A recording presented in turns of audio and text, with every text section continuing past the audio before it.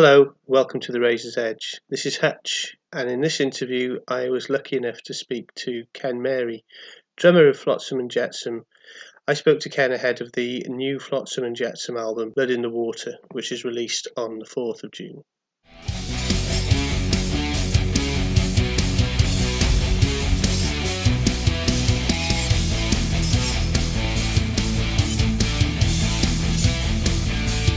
Thank you, as I said, for speaking to you. How are you? You okay? Yes, I mean, so far we're doing well. It's been an interesting ride, as I'm sure it has been for everybody there. But we had some friends get sick. I know you're probably referring to COVID, but Arizona had one of the highest per capita cases of anywhere in the world, and we had quite a few friends get sick, and even a couple guys in the band. A couple of guys in the band had it, and AK's mom was in the hospital for 8 weeks. So, wow. But everybody survived so far, and that's the main thing. But yeah, it's been a crazy year. Indeed. Well, I'm glad everyone's okay. That's the main thing. Absolutely, yeah. Yeah, cool. Can I start, apart from thanking you for your time again, but with some huge congratulations on a fantastic album. I've had it on repeat for a few days now, and I think it's going to be one of my albums of the year by a long shot. It's absolutely massive. Oh, thank you so much. Yeah, we worked very diligently on this record, and people have asked me, like, well, was it difficult? Did you guys, labor over this? Because I know there's so many records that get made where it was a long process, and there's a lot of infighting, and there's a lot of weird stuff that goes on, and this was really just super smooth. I mean, the End of Chaos and this record were a couple of the smoothest records I've ever been involved in terms of just everybody, getting along and getting their input in, and getting done what needs to be done, and just doing a great job. And they were fun records. I mean, of course, this was a different one in terms of the time period. I think emotionally, it was a very rough period for everybody, and that certainly comes out in the music for sure. It's a very aggressive and kind of, I would use the word almost angry type of album, and I think that was definitely influenced by the world events. Yeah, and talking of the influence of the world events and stuff, was there a challenge in terms of how you recorded it compared to how you recorded the End of Chaos? There was a little bit. I mean, when this first started, we were full swing. We were in full swing with COVID here in Arizona, and so we did have to be careful. And so we started the album just by sending files back and forth, and then we moved to some different things. Like AK and I would be in the studio. We recorded a lot of it at my studio, which is a full SSL facility. It's like a world-class recording studio. And so AK would be in the tracking room, and I would be in the control room, and we would only see each other through the glass. So we would wave at each other and say hello, and it was because he'd go in his door and I'd go in my door, and we wouldn't be around each other. So it was, we were trying to keep our families safe and everything, and we both have elderly mothers, and mine's 81, and she didn't get the virus. I mean, she somehow stayed safe, and like I said, AK's mom was in the hospital for 8 weeks, and so it was touch and go there for a while too. It didn't look good. So it was a trying time for sure, as far as getting work done was definitely different, but it kind of lent itself to a very emotional and very kind of I would just say, I don't want to say disturbing record, but it's a very aggressive record, that's for sure. Absolutely. I mean, I'm a big fan of the band, but obviously what struck me even on just the first listen was you seem to have managed, I don't know how, to have increased it a couple of notches in terms of intensity and ferocity and aggressiveness, but also quality since the last album, which was a bloody good album in itself. But you seem to have, and maybe that's the reason you've just described, is that you've got that kind of emphasis on pushing it forward. But it really does sound like you've all kind of picked up your game and managed to find another gear, if you like. Yeah, and I'm not really sure how, because to be honest with you, we were very concerned, because the end of chaos, we really enjoyed that record, and I still love listening to that record to this day, which is weird for me because usually when you're involved in the production on an album, you've heard it probably 200 times by the time it's finished. Yeah, You know, yeah. you normally never want to hear it ever again, and I really enjoy listening to the end of chaos still. And I really enjoy listening to Blood in the Water. And that's a weird thing because normally that doesn't happen for me. Like normally, once I'm done on it, I'm done, and I don't really want to hear it much again. But these two records are exceptions to that. And Yeah. I agree. I agree with you. We found a different gear. I'm not sure how, because we were after the last album. We don't know how we're going to top this album. Like we had no idea Yeah. how we're going to top the end of chaos, and then now we're thinking to the next record going, oh my gosh, what are we going to do on the next record? Because the band, it's a very unique band too. Like when you listen to the music, it's literally five guys all going full blast the whole time. Yeah. And that's so, and somehow, and everybody's throwing in the kitchen sink, and there's chaos going on everywhere, and somehow it works musically. We don't even know how. No, I mean, I think you've just nailed that, because I've been listening to it, as I said, quite a lot over the last week or so. But I've struggled. I was thinking today, I was trying to find an album in recent times that I can compare that opens with such a trio of tracks that actually basically melt your face off in terms of the intensity of them. Blood, and then Burn the Sky, and Brace for Impact. They're all real. In your face, aggressive, really fast, furious, but not just out of control. It's all a beautiful package. So it's really interesting. Obviously, what you've just said is that you've managed to find that gear. So it's probably not an intentional attempt to open that album with three real fast and furious tracks. It's just the way it's come out. Is that fair? I think it's fair. I mean, the funny thing is, though, is if you listen to the whole record, with the exception of "Cry for the Dead," I mean, the whole record will not melt your face off. So, Yeah. so I think they could have put almost in any order, and it really wouldn't have affected much. I just think that the intensity, I just think everybody's mood and where everybody's heads were at, for whatever reason, the chemistry. Everything worked really well, and I think the band made a pretty incredible record, and hopefully people listen and think the same thing. Yeah, well, I can't find anyone that's going to struggle to enjoy this album. And talking of that, you've released two singles so far.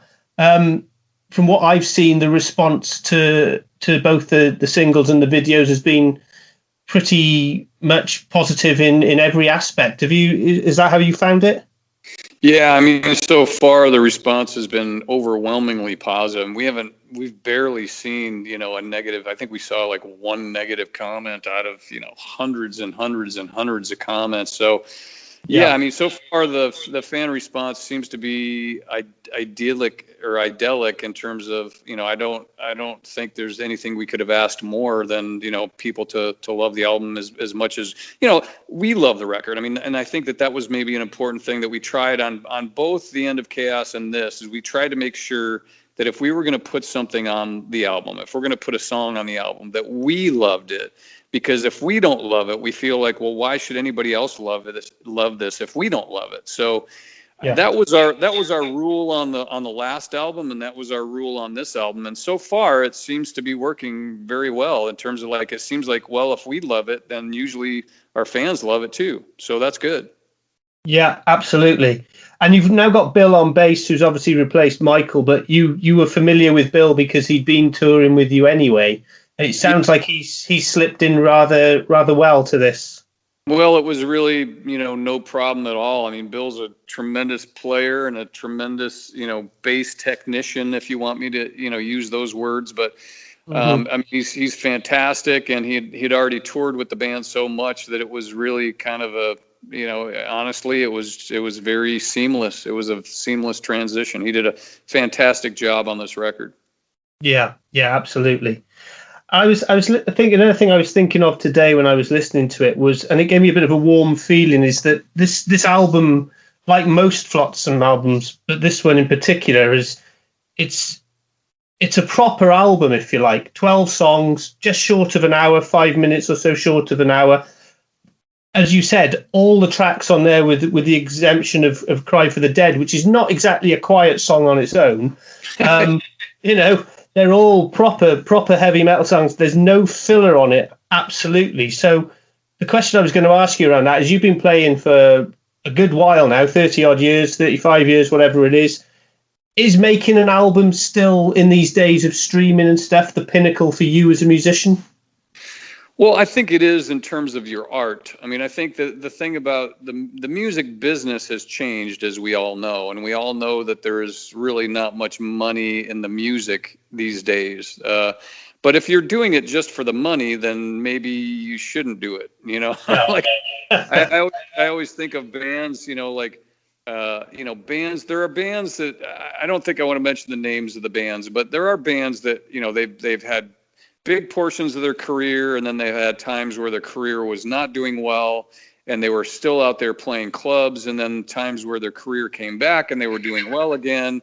And the thing I always think of is, if you're a true artist, you're going to make your art no matter what. You're going to make art because you love making art. And I think that in terms of your albums, I think it has to be that way in terms of, if you don't love making the art, then don't make the record. But we don't make the record for the money. We make the record, because really there is no money in it.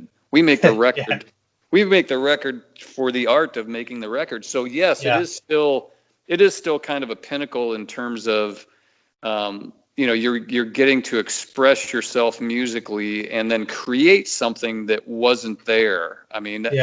That's an amazing thing when you think about it. You get to create this song and these images and these words, and you get to create all of that, and it comes from, you're pulling, just from inside you. You're creating this thing. I think it is the pinnacle. I think it's an amazing thing to create art, and that's one of the greatest joys in life. Is just art and music. And I think music is art. So absolutely, yeah.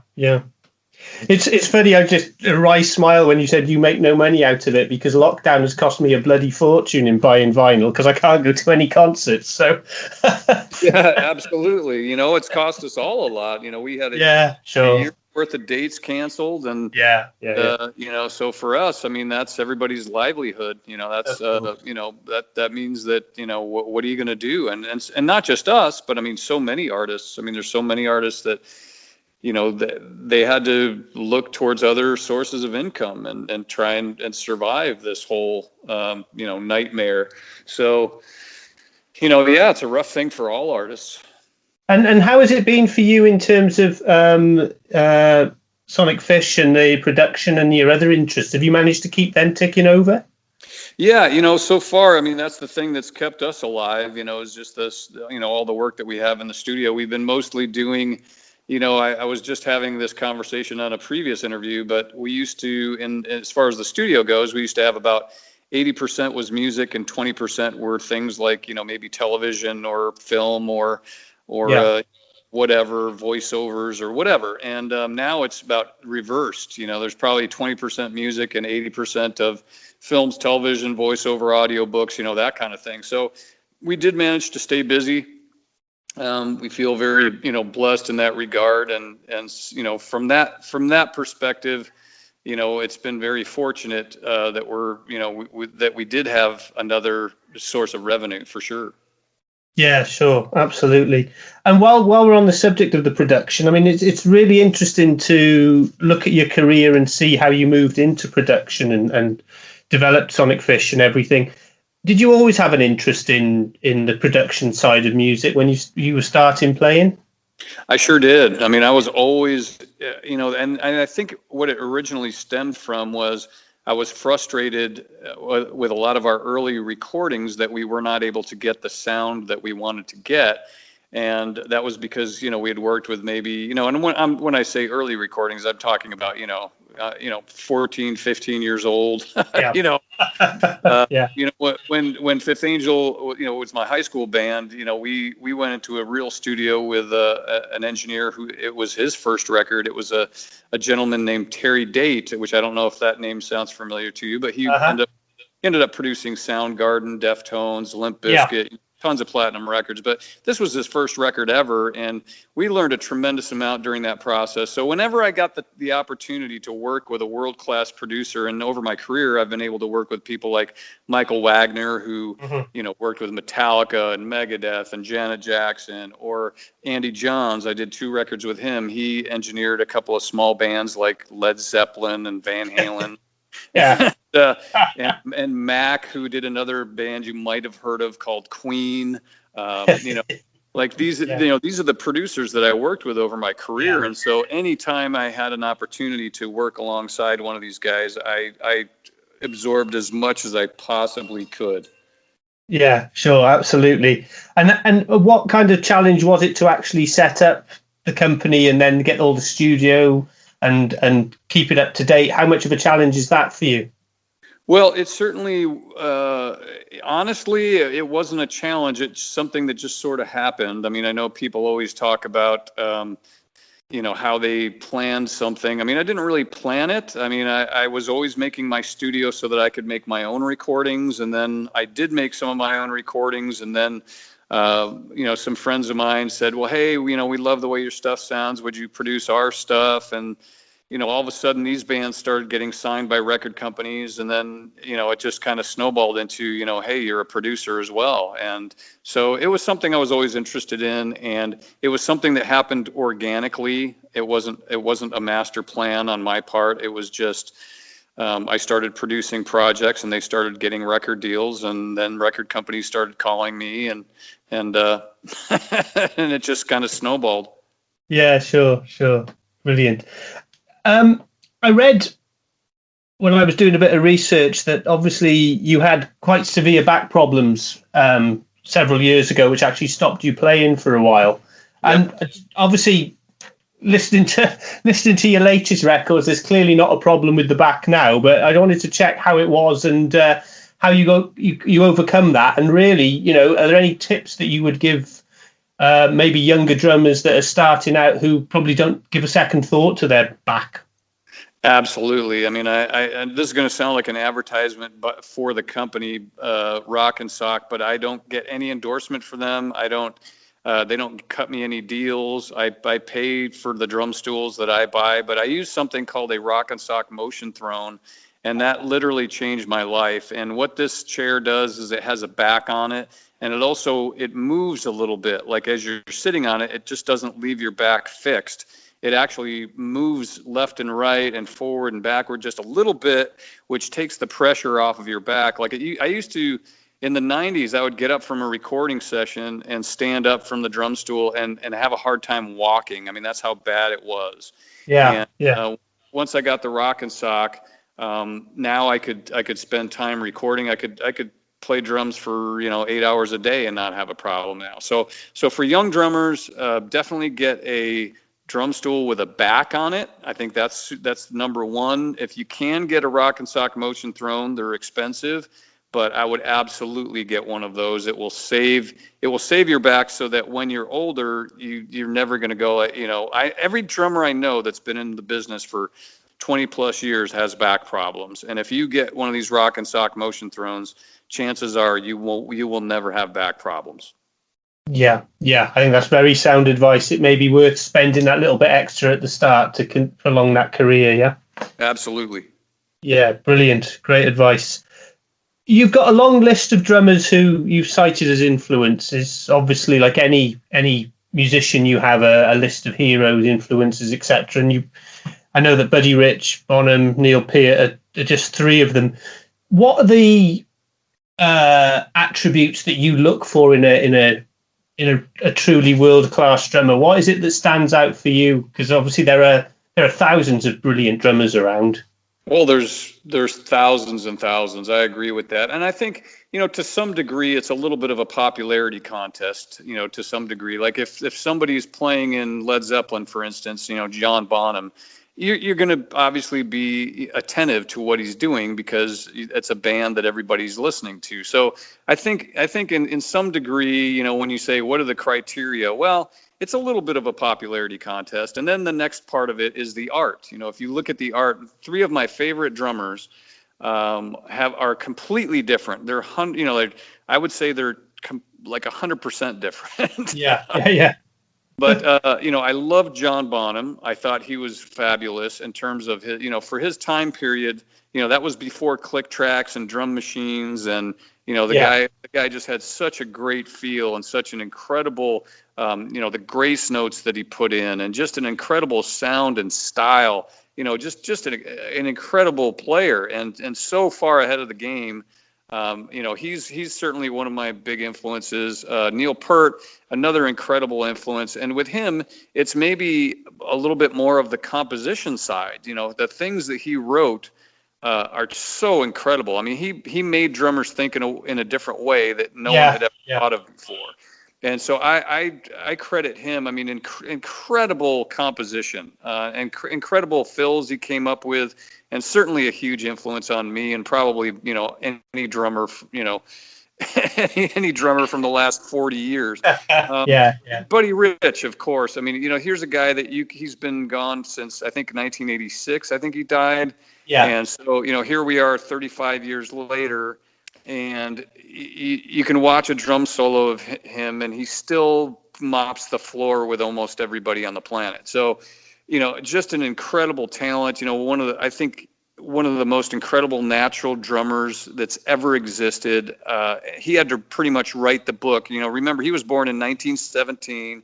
There was no YouTube. There was no being influenced by somebody else. Who was he influenced by? He didn't have anybody. I mean, maybe Gene Krupa a little bit. I guess you could look to Gene Krupa, but I mean, really, he had no influences. And you look at the incredible things that he came up with, and I just go, another stunning player. So, that's the kind of thing that I'm looking for. I'm looking for somebody that's the cream of the crop, somebody that rose to the top for whatever reason, whether it was composition or their style or just, like in Buddy's case, just being so far advanced, in his drumming compared to everybody else on the planet. I mean, he was on a different planet. And so, that's the kind of thing that I look for. And in terms of, when I was growing up, that's what I sought out. And I sought out the best of the best, and then tried to push the bar forward more, tried to go further. And so that was always the idea. Brilliant. And I'd like to just quickly check on you. You worked with Alice Cooper back in the late 80s. You did Raise Your Fist and Yell with him. Another absolute legend. What was it like working with him? Oh, he's incredible. He's the greatest guy to work for ever.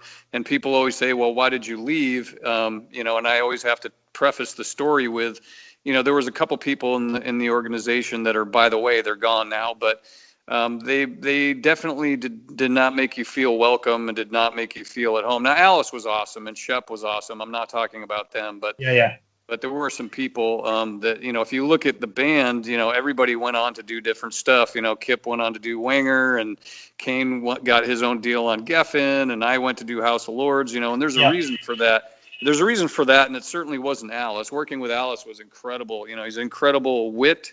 He's an incredible person, an incredible human being, and I have nothing but great things to say about him. Just to give you the idea of what kind of guy he was, I'm going to give you one quick story. There was a time on the first tour that I did with him where, I was super young and full of spit and vinegar, and I was having the time of my life. And so the show started to turn into a little bit more like a drum solo. It was turning into like the Alice Cooper and Ken Mary show, like where I was like having a drum, pretty much it was like a drum solo through the whole thing. And I didn't really notice it because I was having so much fun. And so he pulled me aside and he goes, hey, Ken, do you think you could maybe, just tone it back a little bit, and you got to remember, here's Rock and Roll Hall of Fame, Alice Cooper. He could have been like, dude, what are you doing? You're stepping on the music or, whatever. He didn't say any of that. He just said, do you think you could maybe tone it back a little bit? And I thought to myself, wow, Alice never really says anything. I better go listen to what I was doing. So I asked the sound man, Robert Scoville, I said, hey, can you give me a board mix from last night? And so he gave me the recording of it, and I listened to it, and I'm just like, there's drum fills like all over the place that shouldn't have been stuff, you know. And I was horrified at what I had been doing, and I was like, wow, it's like, so I did definitely, after that point, obviously Yeah. consider the music a lot more. But you're young, you're having fun. But I just thought it was the coolest story because, he could have been like, "Hey man, what are you doing? You're Yeah. running the show, blah blah blah." Nothing like that. It was like, it was just so nice. Like, "Hey, could you tone it back a little bit?" That was it. And I still think that's like, that's him, man. It's just the greatest guy. Great guy to work for. Yeah, and I've seen him many times over the years. And one of the things you always notice, apart from the fact that obviously his band and the music is a lot heavier when he plays it live than maybe on record. The other thing is that the musicians that he's got on stage, whoever they are, always look like they're having great fun. So, he's always got two or three guitarists out front, and he always gives them plenty of time to do their own bit and have a little bit of time in the spotlight. And obviously, I can see exactly why you got a little bit excited, shall we say? Oh yeah, it was a blast. I mean, you're playing these classic songs, and Yeah, again, just being super young, a little bit inexperienced, but super young and just super full of energy and just having the time of your life, and so it was easy yeah, to get a little carried away. But I just thought that was that encapsulated, what a great guy he is. It's just like, yeah. no, hey, I'm the boss, I'm the coolest, you listen to what I say. Like, no attitude like that whatsoever. Just, very kind, and just, very, very kind person. Great guy. Clearly, and he's obviously managed to continue his career through several decades. So he's obviously doing something very well. So yeah. Absolutely. Very intelligent man too. A lot of people don't know that, but he's a very, very smart man. Yeah, absolutely. I listen to his radio show quite a lot over here, and it's really good fun to listen to it. He's very interesting. Just before we finish, Ken, just a couple more questions back to Flots, if that's all right, because obviously that's what we're talking about. Absolutely, yeah. You obviously replaced Jason back in 2017. I don't know the story. How did you actually get to play with Flots? How did you get on board with them? Well, that's a funny story. The self-titled record in 2016 Mm-hmm. was we recorded the drums at my studio. So, Right. that's where I got to kind of meet the band and meet Jason and meet Steve and meet AK and Michael, and so it was an interesting situation because I listened to the record at that point and I was like, wow, this is really good. I'm going to be honest with you. As a Flotsam fan, my favorite albums are the first two albums and the last three albums. And that self-titled album, I was listening to that thing in my car for a long time. I really enjoyed the music. I was like, wow, this is great stuff. I mean, it had songs like Iron Maiden and Seventh Seal. I mean, it's just a great album. And so I guess Jason was leaving, and Steve called me, and I guess they were doing a European run of about 11 or 12 days or something, and just said, "Hey, do you want to fill in?" And I was like, he goes, "You want to hit some stuff?" I go, "Yeah, I'd like to hit a bunch of stuff." So he asked me to fill in, and then here we are, 4 years later. It's like. We always joke about it because nobody really asked me to be in the band. Nobody sat me down and said, "Hey, do you want to be in the band?" I was like a stray dog. I just kept showing up, Brilliant. One of the Facebook groups that I'm a member of is a thing called the Thrash Album of the Fortnight Club, which is, as it says, it's all about thrash metal. When the first record or the first single came out, there were a couple of comments on that club about putting a label on Flotsam as sounding more power metal than thrash. Now, for me, when I speak to most musicians, they're not really bothered about the label that's put on the band. They just play the music, and you're not really worried about it. Is that the same for you and the guys in Flotsam? Are you more about it's just metal and that's how you play it? Yeah, pretty much. I mean, I don't really think we give it much thought as far as like, what style is this? We try to make the music that we love, that moves us and means something to us. And then, hopefully there's, a few million people in the world that agree with us. Yeah, sure. And you talked. I was just thinking about you were talking about touring back in 2017, and of course, you've got hopefully a European tour with another band that you've got some familiarity with Accept. Sure. Hopefully later in the year, and I think it's early 2022. And you obviously, I think it'll only be Wolf Hoffman who will be left from the band that you played with back in the day. That's true. But Wolf and I are friends, and Yeah. Peter and I are still friends, and Uh-huh. even Stefan, Stefan and I are friends. I mean, they're great guys, and yes, Wolf will be the only one of those guys there, but still, we'll certainly have a great time, and we're absolutely looking forward to that. Yeah, I mean, it must be for you as a musician, like every other musician I speak to, you must be really itching to get back out there. Because from what I checked on, you should actually be in the middle of a North American tour now, shouldn't you? Yeah, I mean, we had a year's worth of dates canceled, and it is trying, I think, for everybody. I think it is because it's a mode of expression. It's like if you're really an artist, you have to express yourself, and Yeah. what we're doing, I wish I could tell you we're all doing it for the money, but we're not doing it for the money. We're doing it because we're artists and we love creating art, and we love the fans, and we love interacting with the fans, and we love hanging out with the fans, and it's such a wonderful process. I mean, especially the Flotsam fans, they're super unique. I mean, they're just so kind, and they're just great people, and we'll sit there and sign stuff, for hours, because we like hanging out with them and talking to them, and so we miss that, and it's a part of our lives that's been gone, for well over a year now, and so Yeah. it is taxing, it's trying, and we're certainly hopeful that we're even talking about maybe doing, the U.S. seems to be opening. I mean, we'll find out soon, but it does seem that there's some big tours that are starting to happen this summer. And so Yeah.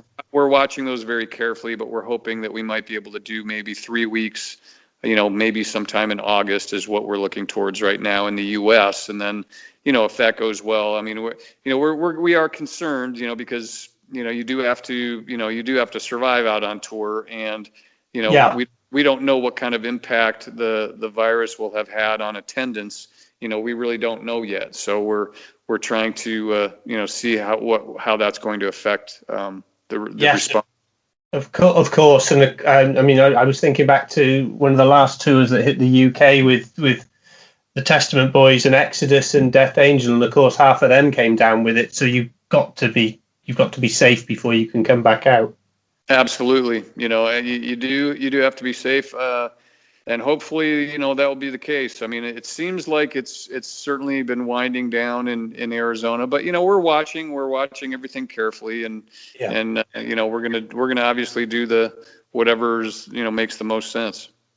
Sure. So Blood in the Water is out on the 4th of June, so a couple of weeks' time. It's another album that you are obviously part of now, and I wonder, when you get close to release date, do you still get excitement? Do you still get the butterflies? Do you still get, I wouldn't say nervous, but do you still get that feeling that it's another album coming out and look forward to the reviews and things? Does it still make you feel like you did when you were younger? Well, it does. I mean, it certainly it certainly gives you a boost of energy, and we're very excited about the record, and we're excited about the fans' response so far. And I mean, the thing for Flotsam is, my hope is that it's going to be a hugely successful album, because this band, I think, is very underrated in my opinion. Even Wolf Hoffman, he saw us play at Wacken, and he goes, why isn't this band huge? It seems to be like one of those things. If you look at all the bands that Flotsam came up with, Megadeth, Metallica, Slayer, Venom, Testament, like all of these bands have kind of had their day in the sun, and it seems like Flotsam's always run into some bad luck or some, a bad label or, something going on where they haven't quite had the impact that I think that the band should have. So we're kind of hoping that we're going to pull what I call a Motorhead, because Motorhead was always around. They were always iconic, But if you look at their career, they really didn't take off till the end of their career. And so, I'm hopeful that Flotsam and Jetsam is going to be the same thing, where, it's like this band has been so good for so long and is so talented that, and I'm saying this as a fan, not as a member. I'm trying to pull myself out of that statement, but if I look at it as a fan, I'm just going, this band, everybody that knows the band is like, yeah, this band should be monstrous. This should be hugely, impactful. And so that's kind of what we're hoping. We're hoping that, we feel like we're making the best music, of the band's career. And, hopefully the fans agree, and hopefully the album has a big impact. Absolutely, and I'd be amazed if it doesn't. But the music world is a strange thing at the moment. So fingers crossed for you. I mean, the album for me is as I said, it's one of the best I've heard this year, and I think it's going to take a lot to top it. What are you going to be doing on release day? Are you doing anything as a band, or are you doing anything on social media to commemorate it? Yeah, we're having a album release party in Phoenix, and we're going to have to see how that goes as well, because there's here the safety element. We've had a lot of vaccinations, a high percentage, and I think we had quite a few people in Arizona that had the virus. Like, almost all my friends have had it. So, and for all I know, maybe I had it, because I have had some friends that had no response. Like they lost a sense of smell for a day or two, and and that was it. And so I was sick a couple of times last year, so or this year, and so I'm kind of going, well, who knows? Maybe I don't know, but I kind of look around and go, we're going to be as safe as we can, of course, but we are planning on having an album release party on June 4th. Brilliant.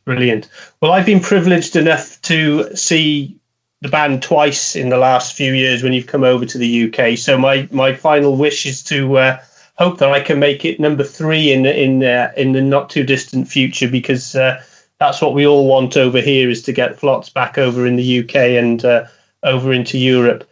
Ken, it's been an absolute pleasure chatting to you, and I wish you and the band all the success with the album that you deserve. And thank you very much for your time. It's been brilliant. Thank you so much, my friend. You have a fantastic evening. And you. Take care now. Bye. Bye-bye.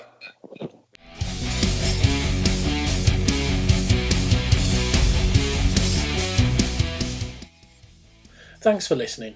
Make sure you keep up to date with future episodes by subscribing to our channels.